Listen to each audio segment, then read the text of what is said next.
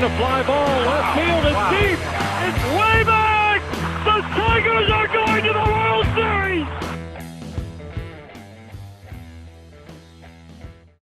Hello, everyone. Welcome to another episode of The Wrap Up. I'm your host, Nick Buckler. With me, as always, Dan Myers over here. Dan, as always, thanks for returning. Thanks for having me. We got a lot on the docket today, and we're going to start right into it with Mike Babcock.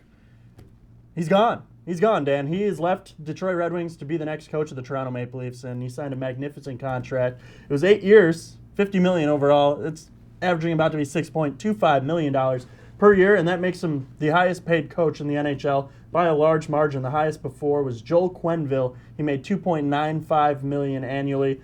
Babcock shatters it, and he's making $6.25.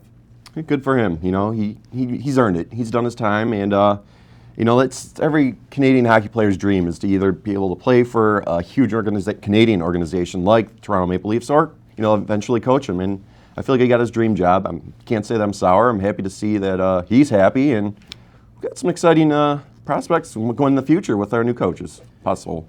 Yeah, that's for sure. One thing that I liked that Babcock did was he came back one last time to talk to the media. He got a little choked up doing so when he's talking about his players and all the guys that he would see every day, from the vendors to the cameramen to the guys who would clean the equipment in the rink, and Al Sabatka and Mickey Redmond and all those guys.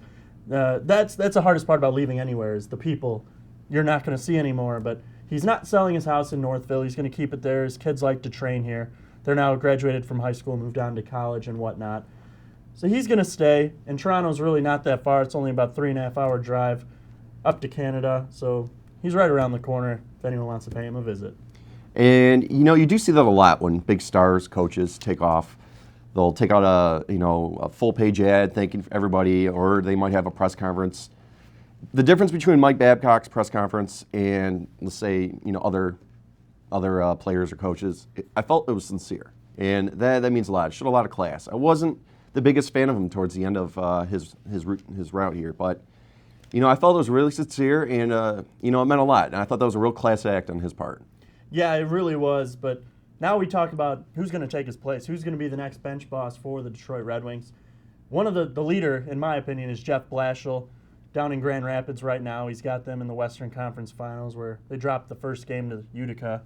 But now they have Dylan Larkin playing there. He has said he's not going to come back to Michigan, but we'll touch on that later. He's playing for Grand Rapids right now. Jeff Blashill is the leader, in my eyes, and who's going to replace Mike Babcock.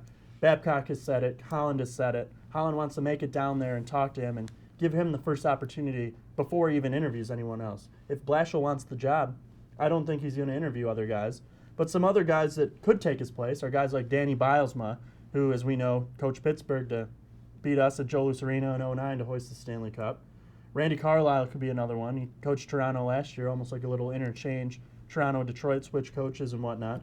And a guy who still has a job right now, but he might be falling out, and that's Ken Hitchcock in St. Louis.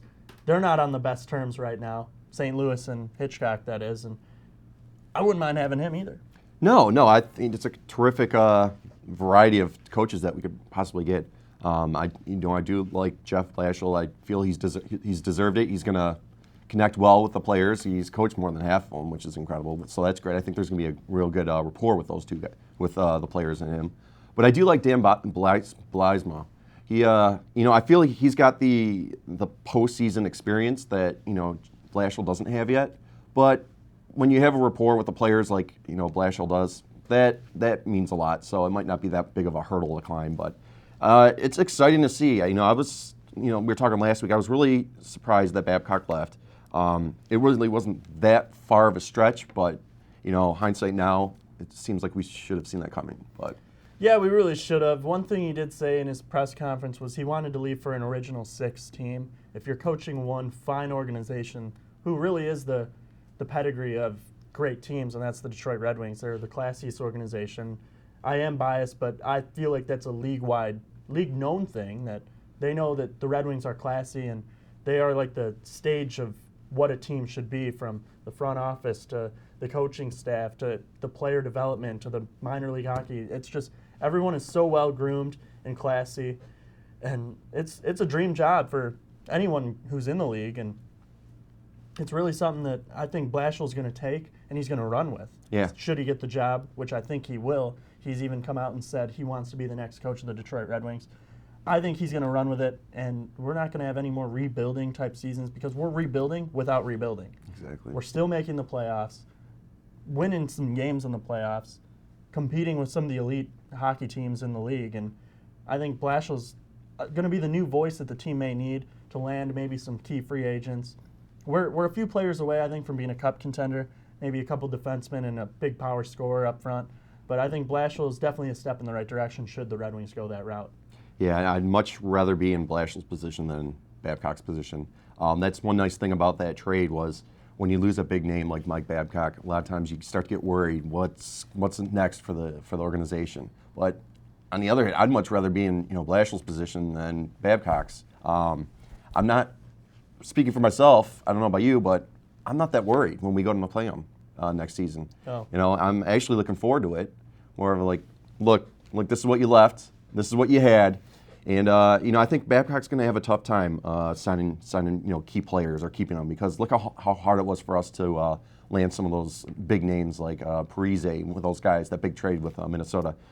Big rumors were that they didn't want to come here because they didn't want to play for Babcock. Mm-hmm. And if he wants to rebuild that organization in Toronto, it's going to be tough for him to grab those big key guys. And they don't have a great farm system over in Toronto either. So, God bless them. Good luck with everything. But I'm really excited to be a Red Wings fan right now. One thing I noticed last July when the free agency opened, I remember sitting in front of my computer in class. I think you were there as well with me. We were very up to date on what the key signing was in the free agency, and the Red Wings just didn't get anyone. Big free agent after big free agent would be signed, and none of them were with the Red Wings, and it's, I guess, because guys don't want to play for Mike Babcock. I'm not sure why. I know when Scotty Bowman was in Detroit, no one really liked him to play for him. He's a great coach, but the guys hated him in the locker room. But he just got out of his players the best that they were. He was able to pry the best, make them the best they could be. And I feel like Babcock's very similar to that.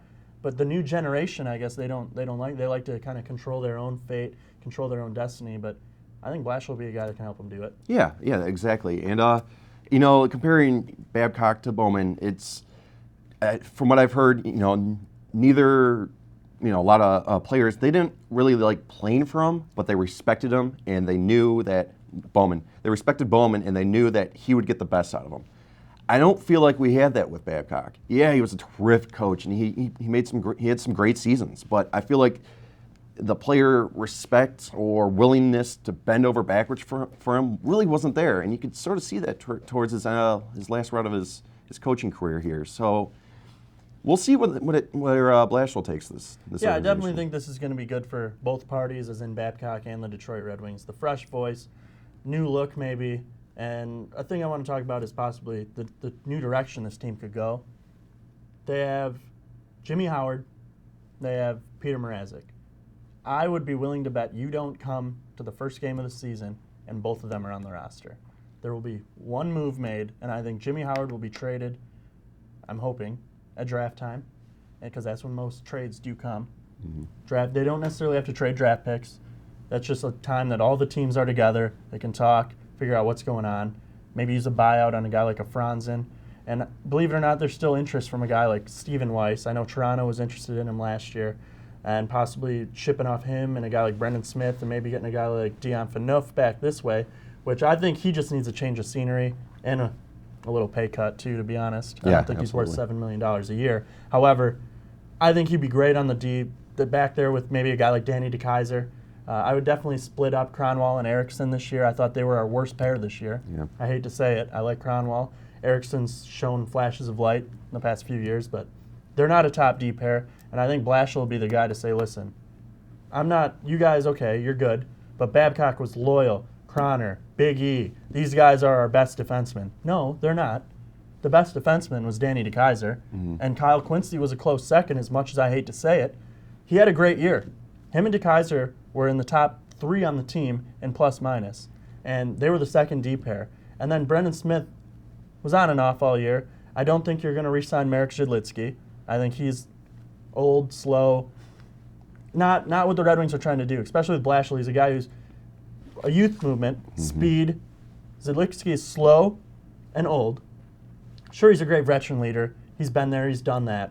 But I would much rather see a guy, as much as sounds crazy, a guy like Jakob Kindl. He played great in the Game 7 loss in Tampa, and every time he played since December 23rd, he scored a goal in 90% of his games that he played. He's an offensive defenseman. He can skate with the puck. He's excellent he's got length. He can poke check. I'm not saying he's going to make the team, but I'd rather see him than some of the other guys. Right. And what you said there, the youth movement, we've been working with that for a while, especially when we lost Nick Lidstrom, we lost some of those key players, and we've been trying to rebuild. I felt we made leaps and bounds with the youth movement and bringing all those guys up from Grand Rapids, but something's missing, and I feel that Jeff Blashill will be the guy to get that engine started, a little kick in the butt. He's coached like 40-50% of that team, our team right now, and that's great. And I feel he really knows how to get them going. That youth movement was a very scary time to be a Red Wings fan, especially when the playoffs came or the end of the season. But I feel like he's going to really kickstart that youth movement, and we're gonna have some superstars, and we might even get to wheel and deal some for some big name players. So this should be very interesting. Yeah, I'm very excited to see the direction the team is going, whether it be with goaltending, whether it be with a new coach, whether it be with buying out guys. I'm excited to see what the offseason holds. Yep, absolutely. And I really want to see our defensive line in the offensive zone get stronger. There's so many times this season, last season, pucks were getting out on power plays, getting out of the zone. We needed a goal, crucial movement that just wasn't happening. And I just feel like we need to get a stronger defensive line in the offensive zone along the blue line. So if we can get that going, make it stronger, that'd be great. And I feel like we need some speed too, especially watching the Anaheim-Chicago series. I'm watching them thinking, should we have, beaten Tampa and then go to beat, fingers crossed we would have beat the Rangers. We come and play that Chicago or Anaheim team. If you watch the speed in that series, it's unparalleled to the Red Wings of today. And I just feel like we really need to work on that also. Yeah, we don't have many guys that are that quick, minus Helm, minus Glendening. Datsu can still keep up, but a guy who's really gone downhill, and I hate to say it, he's the captain, Henrik Zetterberg. Really, the only thing he brings to the table is passing and leadership. Mm-hmm. Other than that, I think he's gone downhill. I think you almost have to start treating him like you treated Steve Yzerman at the end of his career. Move him down, maybe third line, fourth line. And, it's just something that it's a shame to say, but you got to do what you got to do that's best for the team. And I don't think Henrik Zetterberg is best for the team. Yeah, you cringe when you hear something like that, but, you got to deal with the reality. And maybe, I don't know, is he still battling some type of mental wounds or physical wounds? I mean, I know he's been hurt, and, when you have a back problem like that's always scary. But maybe that's the best bet. Let's just move down to the third line and start grooming some of these younger guys to take his place when that unfortunate time comes where he's ready to retire or whatnot. So. A guy that could take his place down the road, Dylan Larkin. Mm-hmm. He was the Red Wings' first-round draft pick this past season. He was playing at Michigan, and he was breaking records. He was up for the Hobey Baker Award and whatnot. And now he has decided he's not going to come back and play at Michigan, and he's going to go pro. And now he's already playing in the Western Conference Finals for Jeff Blashill and the Grand Rapids Griffins. And he made his debut in Game 1, and he didn't look too bad. No, not at all. He's incredible talent, and that'll be very exciting to see him when we pull him up here. He very well could make the team next year as well, opening day roster. So it's an exciting future for the Red Wings, the young talent, him, Anthony Mantha, guys like Tyler Bertuzzi, Ryan Sproul back on the point, Xavier Ouellette. It's going to be exciting going forward to see what this team has. This will be the first time in a lot of years that I've actually been very excited to see their training camp. I do miss hockey, and I do want to go up there just to get my hockey fix, but I feel like this season in particular is going to be a very, very exciting training camp season, and hopefully it'll give us a glimpse of an exciting glimpse to see what we're up for this season. Let's hope for 20 more years of playoffs, and we'll take it. Maybe Absolutely. For the rest of our lives, hopefully. Yeah. let's not get too carried away. But hey, you never know. It's been this long, and they made the playoffs every year. So we're going to move on.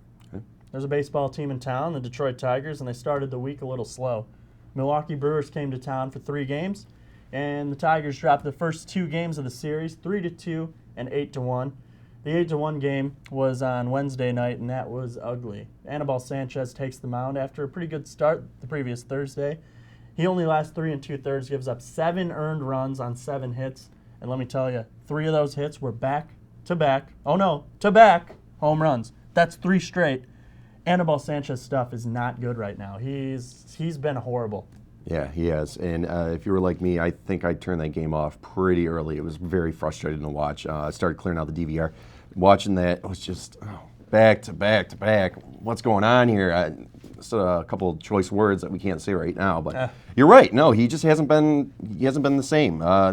What's going on? No clue. I can't get into the guy's head. I don't know what's going on in the locker room, but something's not clicking right. They're not too finesse right now. Yeah, he's been pretty horrible.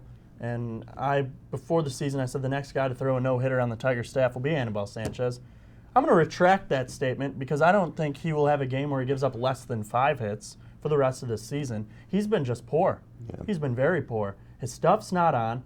It looks like he doesn't even enjoy being out there. Like some of the guys, you can tell they're dialed in. Anibal's just meh. I'm here. I'm collecting a paycheck. Who cares if I win? It's disappointing. Yeah, he started off strong, and did his comfort level just exceed it too much? What's going on? Like he seemed like he was ready to go, and it was early on. We were talking about how excited we were to see him. I was saying that especially, and what's going on? I have no idea. It's frustrating too, because the potential's there. He showed us glimmers of it, but now it's what's going on. Yeah, it really is. It's questionable, but they come back 5-2 win on Thursday. And Castellanos comes up with 4 RBIs in that game, including a triple in the 8th inning to put the team up in a tie game. And that cleared the bags. There was bases loaded and cleared them. 5-2, Tigers win. Yeah, the win was great. We needed it. I was expecting, I think you and I were talking about this earlier off camera, we were expecting them just to sweep them and then maybe go 2 for 3 with Houston. But, those wins that are beating the Astros, it really didn't do too much. I mean, it really wasn't a big confidence booster after losing those games and the performances we saw with the Brewers. It was almost nullified the excitement of beating that team. So this wasn't the best week for Tigers baseball. No, and really for the last month, it's been very, very questionable. The team has not been able to get into a groove. The most they've won is 3 games in a row for the past month. It's just they're not clicking. They'll have flashes of greatness, and then the next game they're just giving up bombs and not hitting the ball. And they have a potent offense. Look at their lineup. You have a guy like Anthony Gose who you didn't know what you were going to get from him. He's hitting .335. You got Ian Kinsler hitting .320. Although in the Houston series, which we'll talk about in a little bit, he went 1 for 23, I think, which is just horrible.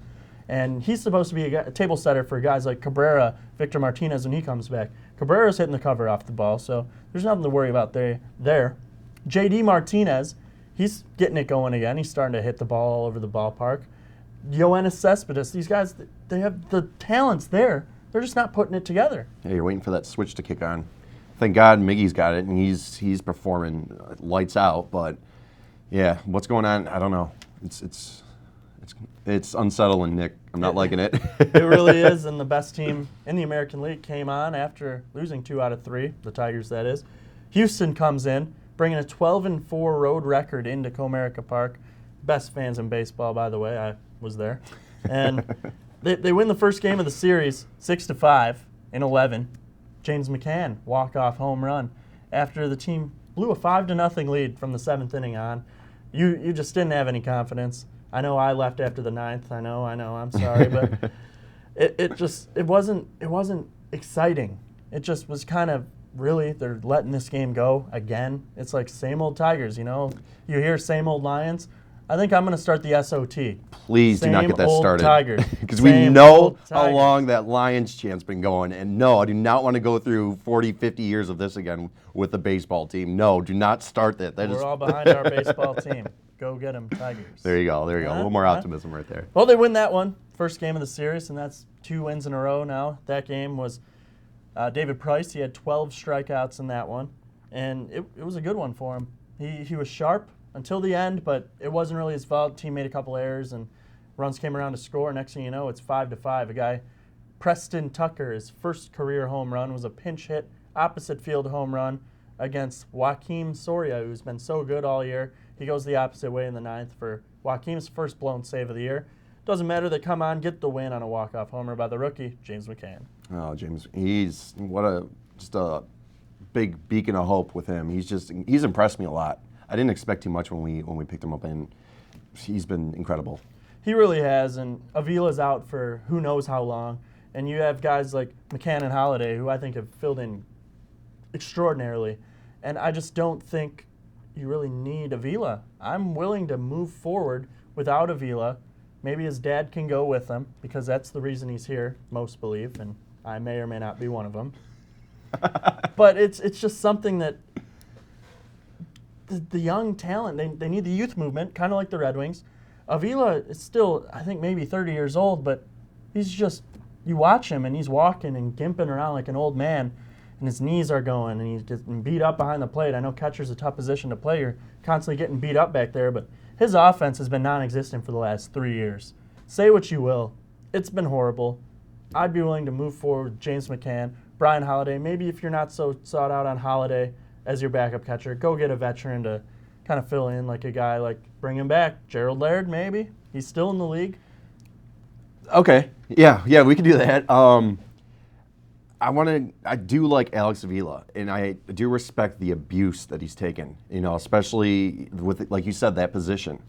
But I feel more often than not, I am yelling at the TV against him as opposed to cheering for him. I mean, I wish him the best. I want him to do good. But I feel James McCann has been he's been solid. Yeah, he has his, every once in a while. But Can I interlude real fast? Okay. So you said you like Alex Avila.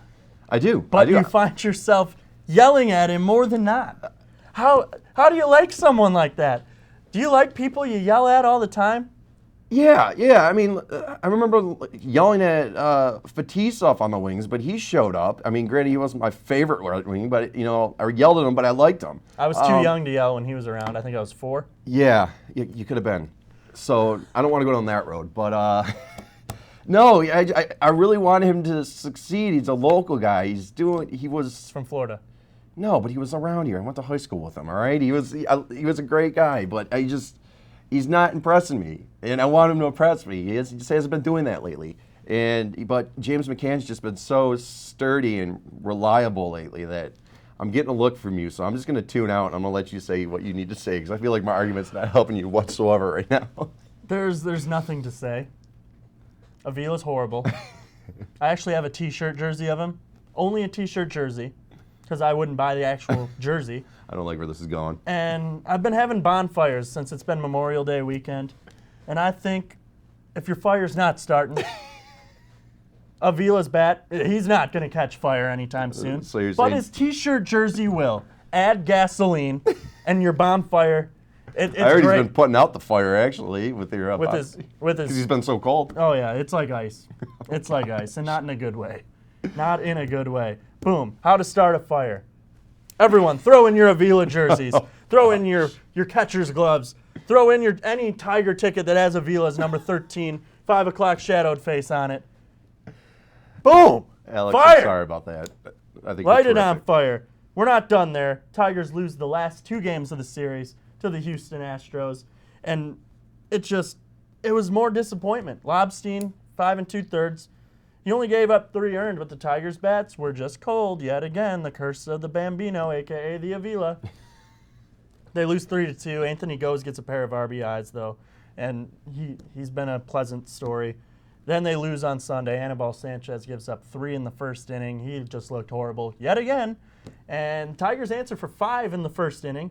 However, Sanchez struggles. He righted the ship. He retired 9 straight. And then Brad Ausmus comes out to the mound in a questionable call to leave him in.